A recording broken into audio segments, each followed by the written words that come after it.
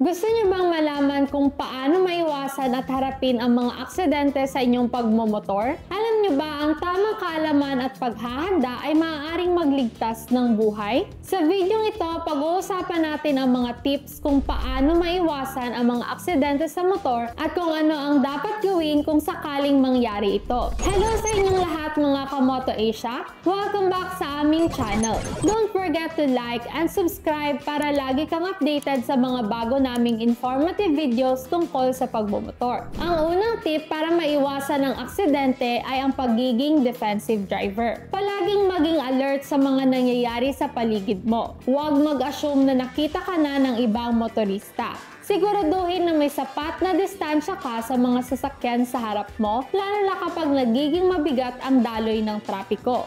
Huwag din mag-overtake sa mga lugar na hindi malinaw ang visibility tulad ng mga kanto at kurbada. Ikalawa, laging magsuot ng tamang riding gears. Ang helmet ay napakahalaga dahil ito ang nagbibigay proteksyon sa iyong ulo sa oras ng aksidente. Siguraduhin ang helmet mo ay nasusuot ng maayos at komportable. Huwag kalimutan ang gloves para sa proteksyon ng iyong mga kamay, isang sturdy jacket na makakatulong sa pagprotekto sa iyong katawan at ang boots para sa dagdag na support sa iyong mga paa. Ang mga gear na ito ay makakatulong na maiwasan ang mga malubhang sugat kung sakaling mangyari. Ikatatlo, siguraduhin na ang motor mo ay nasa maayos na kondisyon. Bago ka umalis, i-check ang mga lights, brakes, tires at makina ng iyong motor. Ang mga signal lights at ang brake lights ay dapat gumagana ng maayos para malinaw mong maipakita ang iyong intensyon sa ibang motorista.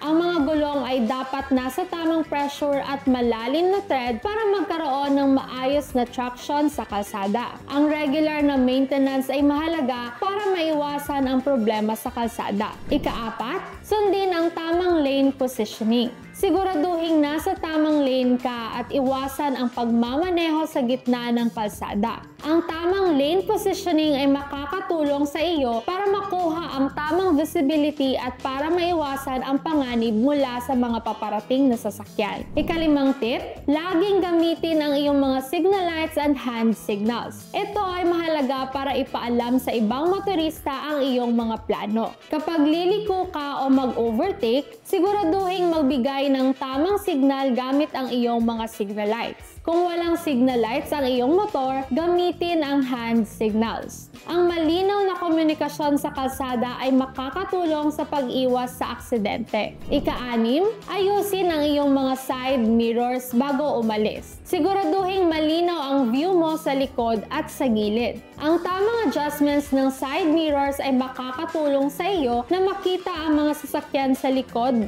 at sa paligid mo, na makakatulong upang maiwasan ang mga biglaang pagsalpok o banggaan. Kung sakaling mangyari ang aksidente, ito ang mga dapat mong gawin.